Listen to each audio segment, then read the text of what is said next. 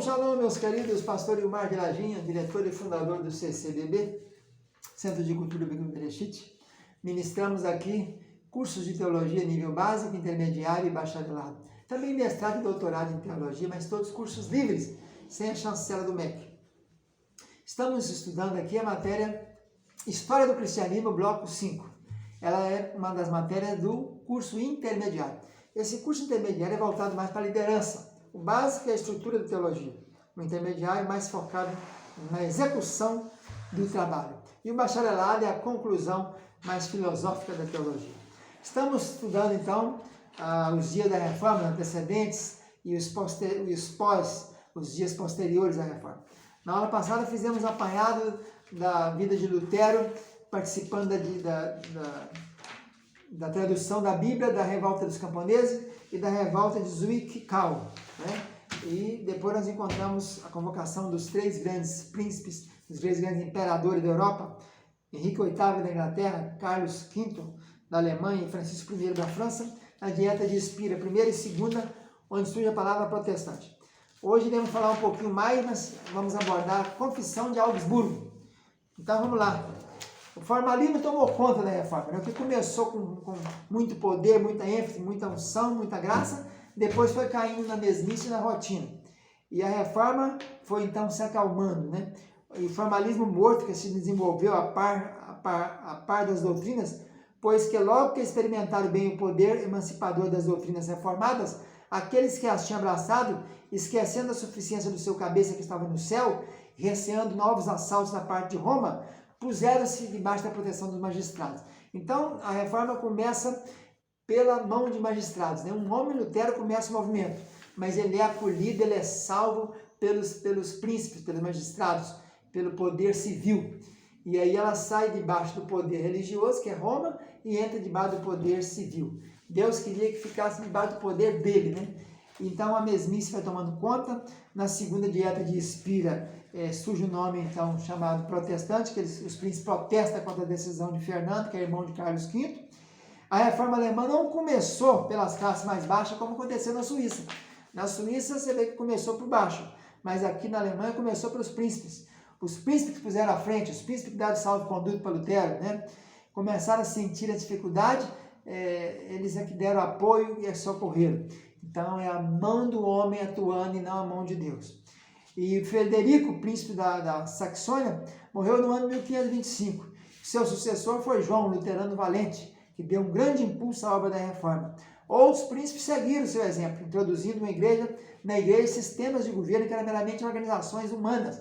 Inclusive quem dominava, quem levantava líder, bispo, diácono, presbítero, prelado, etc., ali naquela região, em vez de ser Roma, no meio do protestante, no meio dos reformadores, eram agora o poder magistrado civil. E aí acontecem então os partidos, né? Partidos católicos e partidos luteranos. E começa uma guerra civil no meio dessa confusão aí. E o imperador Carlos V não resolve convocar um outro concílio. O Papa, que ainda não se lembrava do procedimento dos conselhos de Worms e Spire, não aceitou. As grandes congregações, dizia ele, só serve para introduzir opiniões populares. Não é com decretos de concílio, mas com a ponta da espada que devemos decidir as controvérsias. Quando Carlos V chama o Papa para participar, ele sai com essa conversa aí. Que não adianta ficar convocando concílio, porque é muito bate-boca. O negócio é passar a mão na espada e sair matando os hereges todos. Mesmo assim, ele convoca então o conselho para Augsburgo. Logo que conheceram a razão do imperador para convocar o conselho, os protestantes prepararam uma forma de confissão para ser submetida ali.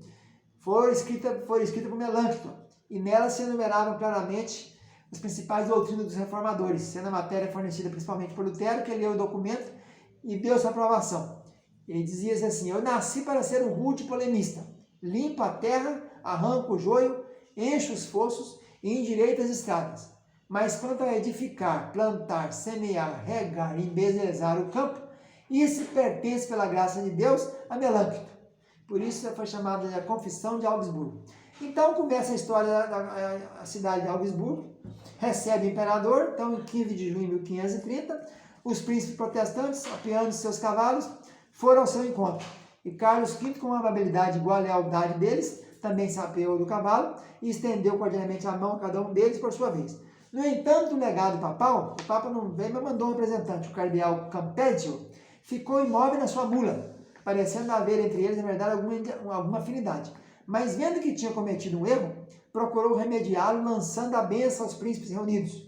Quando levantava as mãos para fazer abençoar os príncipes, o imperador e a comitiva todos fizeram de joelhos, mas os príncipes protestantes conservaram de pé, não deram confiança. Mais tarde, convocaram uma missa na capela de Augsburgo para fazer a abertura do conselho, da dieta. Os protestantes ganharam mais uma vitória, recusando assistir à missa. Mas o astuto prelado ainda não se deu por vencido. O príncipe da Saxônia era o marechal do império. Como marechal, ele era obrigado a acompanhar o imperador e levava nessas cerimônias, ele ia à frente do imperador com a espada na mão. Então ele teria que assistir à missa. O cardeal, então, apresentou a ideia de que Carlos ordenasse e cumprisse com seu dever. E ele foi, então. Só que o legado estava reservado mais na recepção. Quando levantou a hóstia para cima lá com o pão, né, a hóstia que é o pãozinho, todo mundo caiu de joelho em adoração. Mas o príncipe continuou em pé. O conselho foi aberto no dia 20 de junho do ano 1530. O imperador que presidiu o conselho. E então eles queriam ler a tal confissão de Augsburgo, a tal apologia que eles tinham feito, defesa da fé. Mas os prelados católicos, os governantes católicos arrumaram a maneira de fazer com que não tivesse tempo, todo dia postergando. A grande esperança deles era isso, que fosse prorrogando e prolatando a sessão para não dar tempo. E assim fizeram. Marcaram para o dia seguinte, no dia seguinte começaram a fazer um monte de considerações, foram expandindo, e ficou tarde demais, no outro dia a mesma coisa, e foram prorrogando, foram lendo, apresentando credencial, depois o imperador também gastou muito tempo contando detalhes da sua jornada e querendo saber como é que estava a situação na Áustria. No final, disse, não tem mais tempo para vocês falarem, então vocês entreguem para a gente a confissão e nós vamos passar para os oficiais competentes. E ficar certos que responderemos a ela depois de ser devidamente examinada. Mas eles não aceitaram isso, os príncipes protestantes não aceitaram. Levantaram-se e disseram, nossa honra está em perigo, disseram os príncipes. E se as nossas almas também. Somos recusados publicamente, e é publicamente que devemos responder, que se havia de fazer. Os príncipes mostraram-se respeitosos, mas firmes e intransigentes. Amanhã, replicou o imperador, ouviremos então o vosso sumário, não nesta sala, mas na capela do Palácio Paladino. No dia seguinte, um dia memorável na história do cristianismo, os chefes protestantes apresentaram perante o imperador, havia duas cópias, um em latim e um em alemão. E o rei falou, vocês podem fazer a leitura em latim. E eles não aceitaram, disseram, nós não estamos em Roma, nós estamos na Alemanha, vamos ler em alemão. E o chanceler Bayer, então, levantou-se do seu lugar e leu a confissão de um modo vagaroso e claro, sendo ouvido a uma distância considerável. Gastou 2 horas para ler toda a apologia. E levou Pôntano, um reformador notável, entregou as 2 cópias da confissão ao secretário do imperador, dizendo, como a graça de Deus que há de defender a sua causa, essa confissão há de triunfar contra as portas do inferno. O efeito foi o seguinte, produzindo o público o mais animador possível. Todos que estavam ali naquela dieta, ouvindo aquilo ali, ficaram extremamente muito animados. Tudo quanto os luteranos disseram é a verdade, disse o bispo de Augsburgo. Não podemos negar. E testemunhos desses havia muitos. O duque de Baviera disse ao doutor Eck, o maior campeão de Roma na Alemanha.